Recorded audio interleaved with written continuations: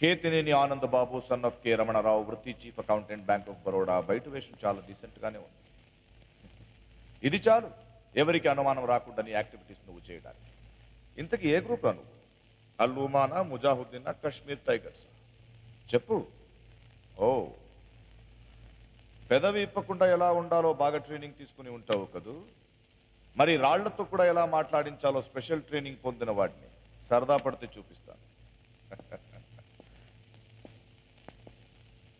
అంతెందుకు గాని చెప్పే, వీళ్లలో మీ వాళ్ళు ఎవరెవరు ఉన్నారు, ఇప్పుడు ఎక్కడున్నారు, కోయంబత్తూరు బ్లాస్ట్ లో ఎంతమంది పార్టిసిపేట్ చేశారు, ఆయుధాలు బాంబులు పాకిస్తాన్ నుండి మీకు ఎలా చేరుతున్నాయి, మీ ఫర్దర్ యాక్టివిటీస్ ఏంటి చెప్పే.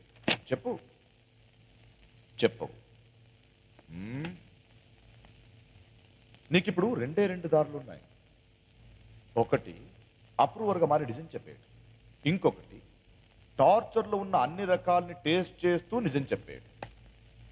ఏది బెటరో తొందరగా డిసైడ్ చేయి. దేశమును ప్రేమించుమన్నా అని గురుజాడ అంటే నువ్వు దేశాన్నే ద్వేషించావు. పైకి అమాయకుడిలా నటిస్తూ, బ్యాంక్ ఆఫీసర్లా డీసెంట్ లైఫ్ లీడ్ చేస్తూ, చాప కింద పెట్రోల్ పాకించి అగ్గిపుల్ల గీయాలనుకున్నావు. నువ్వే చెప్పాది ఇంత తప్పు. అది కూడా పాకిస్తాన్ లాంటి శత్రు దేశానికి అమ్ముడు పోయి మాతృదేశానికి ద్రోహం చేయడం ఎంత దారుణం.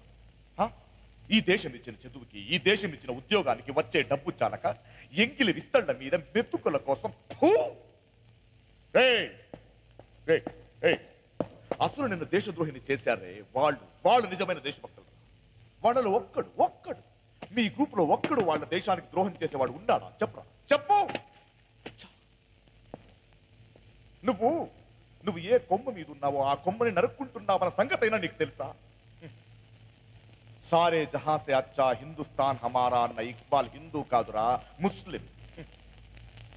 హిందుస్థాన్ అంటే హిందువులది మాత్రమే కాదు, ఈ నేల మీద పుట్టిన ముస్లిం సోదరులు కూడా ఈ దేశ ఆస్తులకు, సంపదకు వారసులు.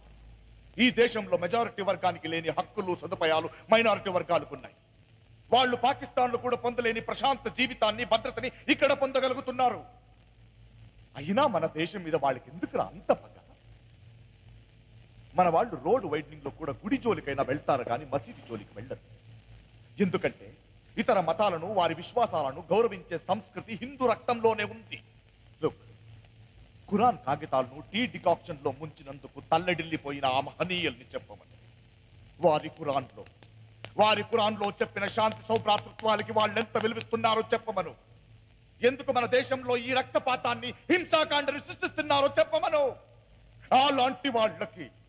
అలాంటి వాళ్ళకి నీలాంటి వాళ్ళు తొత్తులుగా ఉన్నందుకు ఏం శిక్ష చేస్తే సరిపోతుందో చెప్పు. Come on, tell me. Speak something, you idiot. Speak. Say something. Say.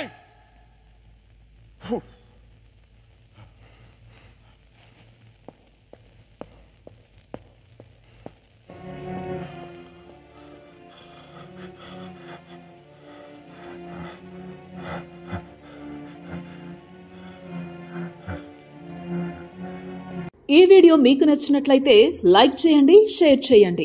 ఇలాంటి మరిన్ని సరికొత్త సినిమా వీడియోల కోసం ఛానల్ని సబ్స్క్రైబ్ చేయండి. అలాగే ఇక్కడ ఉండే ఈ గంట సింబల్ని క్లిక్ చేయండి. మేము అప్డేట్ చేసే ప్రతి వీడియో నోటిఫికేషన్స్ మీకు వచ్చేస్తాయి.